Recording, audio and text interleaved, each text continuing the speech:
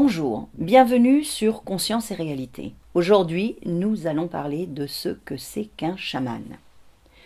Ce mot, chaman, emprunté au peuple Toungous de Sibérie, s'est répandu à la fin du XVIIe siècle en Occident et a depuis recouvert une multitude de significations, passant de la figure du sorcier païen ou du démon à celle du fou guéri, puis à celle de maître des techniques archaïques de l'extase, selon Mircea Eliade, pour arriver, dans les années 60, sous l'influence de la contre-culture américaine, à devenir un être détenteur de sagesse et de savoir. Au même moment, les chamans, qui jusque-là œuvraient dans le secret et le silence, se sont ouverts à l'Occident. Il est aujourd'hui un symbole culturel.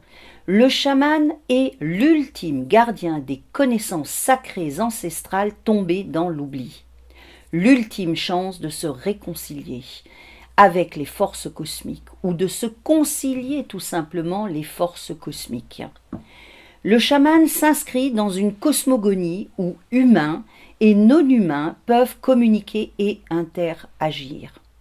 Les cosmogonies, du grec cosmos, monde, et gonos, procréation, sont les théories sur la création du monde et de l'univers, qui s'expriment soit sous forme d'hypothèses scientifiques, comme le Big Bang par exemple, soit sous forme de légendes et de mythes, comme par exemple Dieu créa le monde en 7 jours chez les chrétiens, ou est issu dans le cadre de la tradition védique, c'est-à-dire de l'Inde ancienne, du sacrifice de Purusha, l'homme cosmique originel dont les différentes parties du corps ont donné naissance à tout l'univers.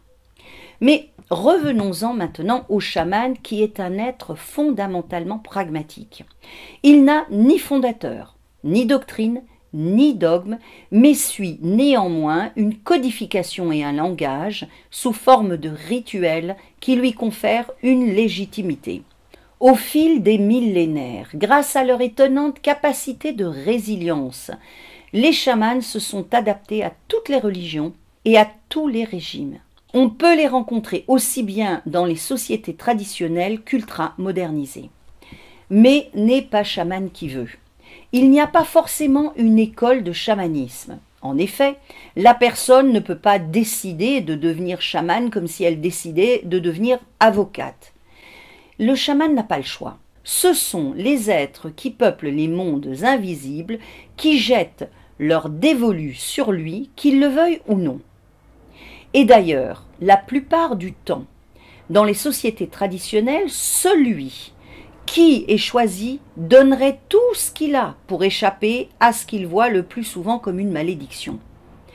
Être choisi par les esprits signifie se marginaliser de la société dans laquelle on vit. Un chaman est un être de pouvoir qui fait peur et que l'on préfère éviter dans le quotidien. On ne fait appel à lui que lorsqu'on ne peut pas faire autrement. Il faut savoir que devenir chaman est un apprentissage long et difficile, car le futur chaman doit gagner seul l'aide des esprits et obtenir ensuite des résultats concrets et pratiques pour lui et sa communauté. C'est un être de pouvoir. Le chaman n'est pas un thérapeute au sens occidental du terme. C'est un guerrier. Il se confronte tous les jours à des entités du monde invisible pour aider les membres de sa communauté à guérir, à trouver de la nourriture, à éviter les catastrophes naturelles. Et ces entités sont loin d'être pacifistes. C'est également quelqu'un qui est psychopompe, c'est-à-dire qu'il guide les morts dans leur prochaine demeure, qu'il guide les morts dans l'au-delà. On assiste, malheureusement de nos jours, à toutes sortes de dérives autour de ce phénomène qui devient un nouveau credo pour des personnes en mal de magie ou de sensationnel. La fonction principale du chaman est d'être l'intermédiaire entre le monde des esprits et le monde des humains. Il est guerrier, il est guérisseur, il est devin, il est psychopompe, il est conteur, il est rêveur, il est aventurier. par le biais de rituels spécifiques au son du tambour, du chant ou du rythme de sa danse, il entre en transe pour aider les membres de sa communauté dans les moments de difficulté et de transition.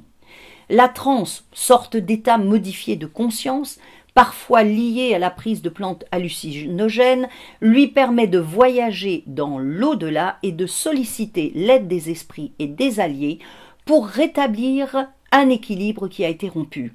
Le chaman essaie de comprendre le monde et d'agir sur lui. Dans certaines langues amérindiennes, le mot chaman signifie également rêver et voyager dans d'autres dimensions. Dans toutes les cultures, le chaman est un rêveur actif. Il est celui qui voyage dans d'autres mondes. Bref, le chaman est celui qui voit dans le noir, car son esprit est capable de franchir les portes invisibles au commun des mortels pour obtenir l'aide de la part des esprits afin de porter secours à celui qui en fait la demande. Alors j'espère que je vous ai éclairé sur ce qu'est un chaman. Si tel est le cas, n'hésitez pas à cliquer sur « J'aime ce contenu » et à vous abonner à ma chaîne. Et pour être prévenu de la sortie des prochaines vidéos, vous pouvez également cliquer sur la cloche. Alors, je vous dis à bientôt et rêvons et voyageons ensemble.